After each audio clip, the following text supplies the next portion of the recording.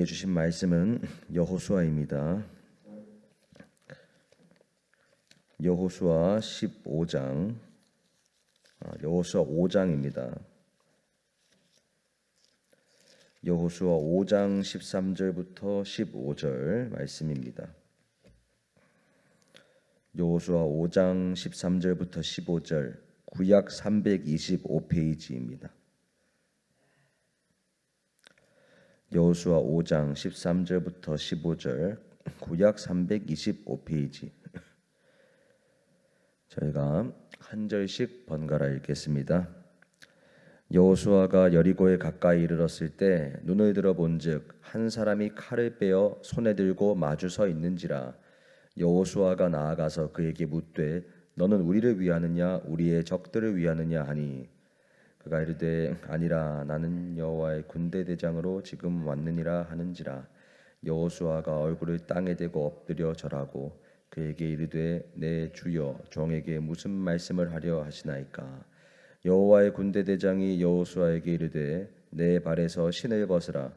내가 선 곳은 거룩하니라 하니 여호수아가 그대로 행하니라. 아멘. 우리가 알고 있는 것처럼 여호수아는 이스라엘의 1세대 지도자인 모세가 죽은 후에 이제 2세대의 지도자로 세워진 인물입니다. 여호수아에게 주로 맡겨진 임무는 어떠한 임무인가 하면, 모세는 광야를 통과해서 가나안 땅까지 이스라엘 백성들을 인도하는 역할이었다면, 여호수아는 이제 가나안 땅을 이스라엘 백성들과 함께 정복해야 하는 것이 그 임무였습니다.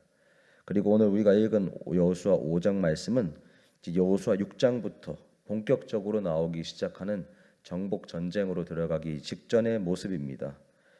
여리고성을 이제 무너뜨리기 위해서 이스라엘 백성들과 여호수아가 전진을 해야 하는 상황인데요.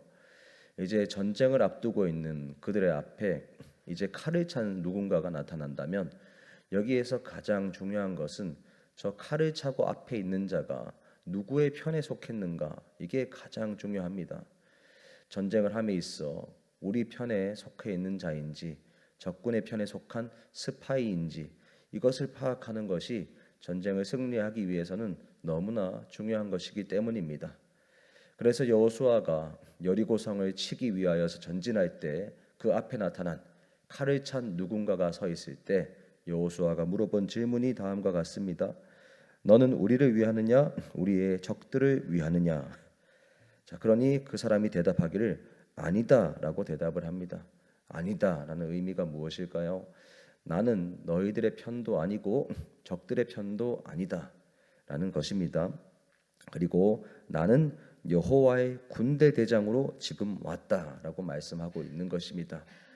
그런데 여기에서 아니다, 나는 너희의 편도 아니고 적들의 편도 아니다라는 이 말씀 자체가 여호와 하나님께서 이스라엘에게 명령하신 그 가나안 정복 전쟁에 아무 관심도 없고 중립적인 위치에 서 있다라는 이런 의미가 결코 아닙니다. 여호와 하나님께서 이 천사를 통해서 하고자 하시는 말씀은, 여호수아가 당연히 지금 하나님의 말씀에 의지하고 말씀에 순종하여서 그 전쟁을 하기 위하여 나가지만, 그러나 결코 여호수아가 할 수 없는 것은 내가 이렇게 순종하기 때문에 하나님이 내 안으로 들어와서 하나님이 나의 편을 들고 하나님께서 나에게 속하여서 이 전쟁을 수행하라는 그러한 명령, 하나님을 내 안으로 들이는 그러한 생각을 할 수 없다라는 것을 분명하게 말씀하고 있는 것입니다. 하나님께서는 절대로 여호수아, 인간에 속해서 인간 아래에서 무언가를 하는 분이 결코 아니라는 것이죠. 여호수아는 하나님의 명령에 순종하여 나아가는 것이기 때문에 당연하게 하나님이 우리의 편에 서셔야 하고, 하나님께서 당연히 우리를 도우셔야 하고 힘을 더해야 한다라고 생각할지 모릅니다. 그리고 그 생각도 결코 무리한 생각이 아니죠. 자신보다, 이스라엘보다 뭔가 더 강해 보이는 적들을 치러 나가는 것 자체가 믿음의 순종이니까 하나님께서 당연히 내 편에 서야 한다라는 생각을 하는 것이 무리가 아닙니다. 그렇지만 성경은 분명하게 말씀하는 것이, 우리가 설령 정말로 하나님 아버지의 뜻에 따라서 명령에 순종하면서 나아간다라고 하더라도 항상 우리의 마음에 중심되어야 하는 생각과 태도는 어떠한 태도인가? 하나님께서 당연히 나를 도와야 한다. 내가 지금 하나님의 뜻을 이루기 위하여 나아가니 하나님께서 나에게 힘을 더하고 돕고 내 편에 완전히 서야 한다라는 이러한 생각이 아니다라는 것입니다. 그렇다면 어떠한 생각인가? 5장 14절 후반부에 나오는 여호수아의 모습이 그 정답을 알려주고 있습니다. 여호수아가 얼굴을 땅에 대고 엎드려 절하고 내 주여 종에게 무슨 말씀을 하려 하시나이까? 이렇게 여쭤보는 것입니다.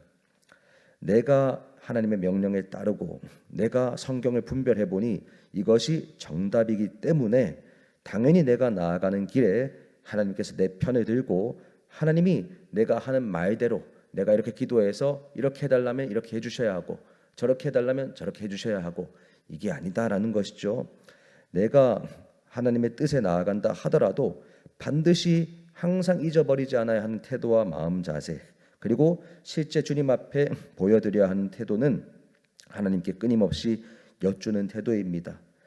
내가 비록 주님의 명령에 순종하지만 이 과정에서도 혹여 인간적인 육신적 마음이 올라와서 그 가운데 또한 변질이 일어나고 어떤 죄된 모습이 나올 수 있기 때문에 끊임없이 하나님께 여쭈어 보고 내가 하나님의 말씀을 듣고 어떻게 행할지 여쭈겠습니다.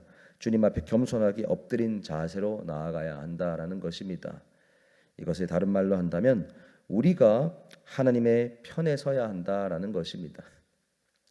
우리가 하나님의 명령을 수행하니 하나님께서 내 편에 당연히 서셔야 합니다가 아니라 내가 말씀을 분별하고 말씀을 듣고 순종함으로 나아간다 하더라도 그 순종이 끝까지 유지되어야 한다라는 것이죠. 하나님의 편에 서게 하여 달라고.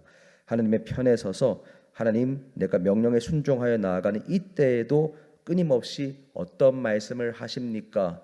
여쭈어 보며 그 말씀을 끝까지 계속해서 들으면서 세세하게 인도하심을 받아서 나아가야 한다라는 것입니다. 그리고 하나님께서 5장 15절의 말씀에 말씀하시죠. 너의 발에서 신을 벗으라. 너가 선 곳은 거룩한 곳이다 라고 말씀하고 있습니다. 하나님께서 이 말씀을 하신 것은 모세를 처음 불렀던 그 마음, 그때 그 장소를 그대로 떠오르게 하는 말씀입니다. 그러니 하나님께서는 하나님의 뜻 가운데 동참하여 나아가는 사람에게도 끝까지 유지해야 하는 마음과 태도가 무엇인가, 처음 하나님께 부르심을 받을 때 그 마음, 그리고 지금 하나님과 함께하고 있는 그 현장 자체가 어느 곳이든 거룩한 하나님이 함께 하시는 자리이기 때문에 마음을 거룩하게 지키고 내 신발, 내가 가지고 있는 무언가를 의지하는 것이 아니라 그러한 모든 것들을 내려놓고 하나님을 온전하게 의지하는 겸손한 마음으로 끊임없이 나아가야 함을 말씀하고 있는 것입니다. 그러니 우리 역시도 우리의 삶에서 우리에게 여러 가지 기도 제목이 있고 여러 도움을 하나님께 구할 수 있습니다. 그리고 그러한 기도 제목을 놓고 하나님께 도움을 구하고 뭔가 하나님의 힘을 구하고 응답을 구하는 것은 결코 잘못된 것이 아닙니다. 주님께서도 기도할 때 우리의 필요를 놓고 도움을 놓고 기도하라 말씀하셨습니다. 그렇지만 또 하나 가장 중심으로 우리가 반드시 가져야 하는 마음은 그러한 기도들과 함께 가장 그 근본에 가지고 가야 하는 마음이 우리가 하나님의 편에 서게 해달라라는 기도입니다. 우리가 생각할 때 성경적으로 당연히 이것이 옳은 것들, 당연하게 많은 것들이 보입니다. 그리고 그러한 과정에서 말씀에서 그렇게 말씀하시기 때문에 때로는 나의 육신을 치면서 하고 싶지 않은 마음을 뚫고 그 명령 가운데 순종하며 나아가고 헌신할 때가 분명히 있습니다.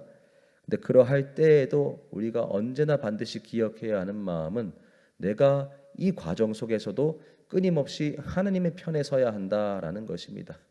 이 마음을 잃어버릴 때 어떠한 마음이 우리의 마음에 틈탈 수 있는가? 자기 의에 빠지는 마음입니다.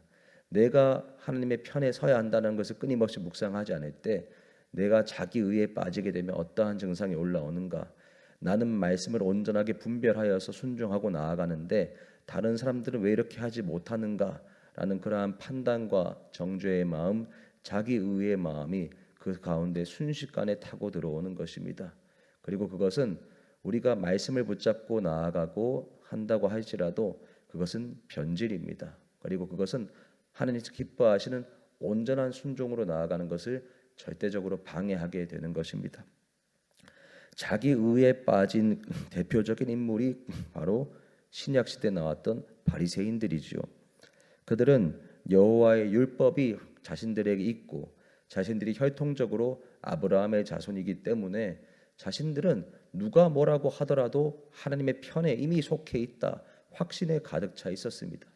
그런데 그러하였기 때문에 오히려 그러한 확신이 끊임없이 말씀을 연구하면서 진짜 하나님의 뜻이 무엇일까, 진짜 이 율법과 모든 선지자의 말씀이 가리키는 그 메시아가 누구인가, 그 말씀에 비교하면서 끊임없이 연구하고 고민하여서 예수 그리스도를 바르게 알아본 것이 아니었습니다. 그들은 자기 확신에 가득 차 있었기 때문에 예수 그리스도의 모습이 이미 말씀에 어긋나 있다라고 생각했고, 그 예수 그리스도를 따르는 자들도 정죄하였고, 그리고 예수 그리스도 그분 자체를 정죄하는 크나큰 실체 가운데 빠졌던 것입니다.